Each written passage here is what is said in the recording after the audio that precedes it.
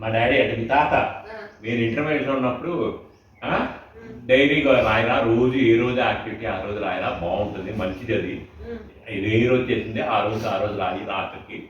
అది రాసి అలవాటు చేసుకో అది మంచి పద్ధతి అన్నారు అని ఒక డైరీ తెచ్చిస్తారు నాకు డైరీ తెచ్చిస్తే రాయడం మొదలెట్టా రోజు ఏం రాశాను అనుకుంటున్నాం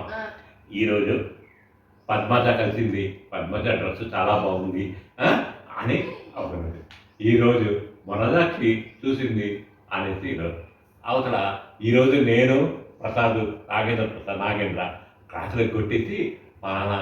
కమలహాసన్ సినిమా అదేంటది కళ్యాణరాముడు 4వ పోయాను మార్నింగ్ షో ఎగ్గొట్టేసి మార్నింగ్ షో 4వ పోయాము మా అమ్మ టీకి తెచ్చిన డబ్బులు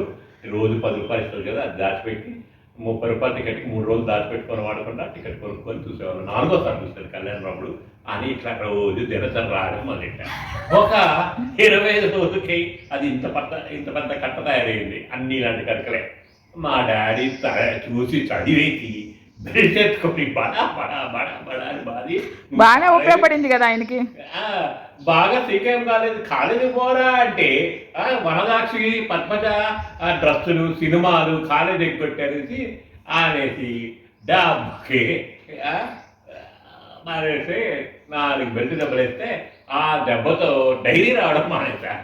డైరీ వల్ల లాభాలే కాదు నష్టాలు కూడా ఉన్నాయని తెలుసుకున్నారా దినచర్య అంటే ఇలాంటి చర్యలని అనుకోలేదు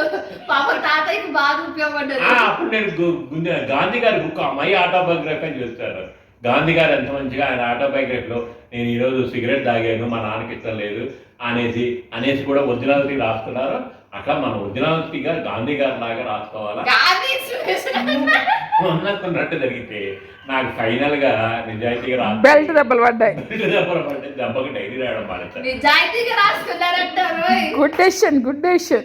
నిజాయితీగా రాసుకున్నారు దాన్ని నిజాయితీ అంటారు నిజాయితీగా ఉన్నదన్నట్టు చెప్తే అంతేనండి నిజాయితీకి రోజులు లేవు ఎదుటి వాళ్ళ కోపం వస్తుంది